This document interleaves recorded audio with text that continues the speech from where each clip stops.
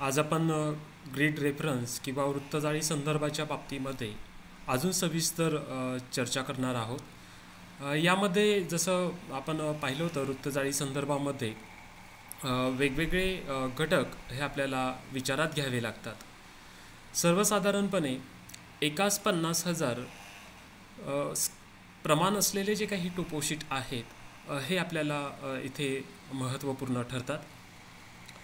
यामध्ये सर्वसाधारणपणे कोणत्याही एखाद्या घटकाचं भौगोलिक स्थान निश्चित करण्यासाठी या भारतीय स्थलनिर्देशांक नकाशाचा प्रकार म्हणजेच अर्धा इंची नकाशे हे आपल्याला महत्त्वपूर्ण ठरतात.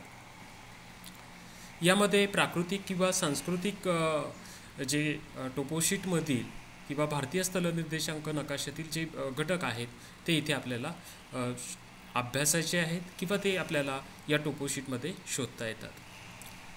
आता यामध्ये ग्रीड म्हणजे किंवा वृत्तजाळी म्हणजे काय, तर यामध्ये पहा एखाद्या टोपोशीटमधील एखादा भाग हा आपल्याला लहान लहान आकाराच्या चौकोनांमध्ये तो विभागलेला आपल्याला पाहायला मिळतो आणि या विभागलेली ही जी काही जाळी आहे याला वृत्तजाळी संदर्भ असे म्हटलेले आपल्याला पाहायला मिळतात. सर्वसाधारणपणे पूर्व पश्चिम आणि उत्तर दक्षिण अशा पद्धतीने या रेषा एकमेकांना समांतर दिशेने उभ्या आडव्या स्वरूपात आपल्याला मारलेल्या दिसतात आणि याच्यामध्ये डिस्टन्स जर आपण पाहिलं तर प्रत्येकाचं 10,000 मीटर इतकं डिस्टन्स हे आपल्याला तिथे पाहायला मिळतं. या चौकोनामधूनच आपल्याला एखाद्या ठिकाणाचं किंवा एखाद्या बिंदूचं लोकेशन आपल्याला इथे पाहता येतं. आता यामध्ये उभ्या आणि आडव्या जिथे उभ्या आणि आडव्या स्वरूपात जे काही लाईन्स एकमेकांना छेदतात तिथे आपल्याला रेखावृत्त हे पाहायला मिळतात आणि अशा पद्धतीने हा जो काही कोन तयार होतो त्याला ट्रू नॉर्थ किंवा मुख्य उत्तर दिशा असं तिथे म्हटलेलं आपल्याला पाहायला मिळतं.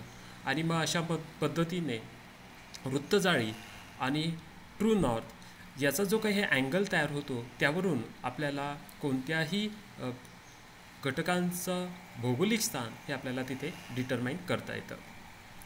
सर्वसाधारणपणे जर आपण टोपोशीटमध्ये जर पाहिलं तर टोपोशीटमध्ये ह्या ज्या काही चौकोनाकृती किंवा वृत्तजाळी ह्या ज्या काही आपल्याला पाहायला मिळतात या लाल रंग किंवा गुलाबी रंगाने दाखवलेल्या आपल्याला पाहायला मिळतात.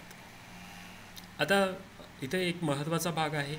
एक्स कोऑर्डिनेट हा ईस्टिंग दाखवत असतो आणि वाय अक्ष हा आपल्याला उत्तर दिशा दाखवताना आपल्याला पाहायला मिळतो आणि म्हणून अशा पद्धतीचं जे स्थान आहे हे आपल्याला तिथे अधोरेखित करता येतं किंवा ते आपल्याला शोधता येतं. धन्यवाद.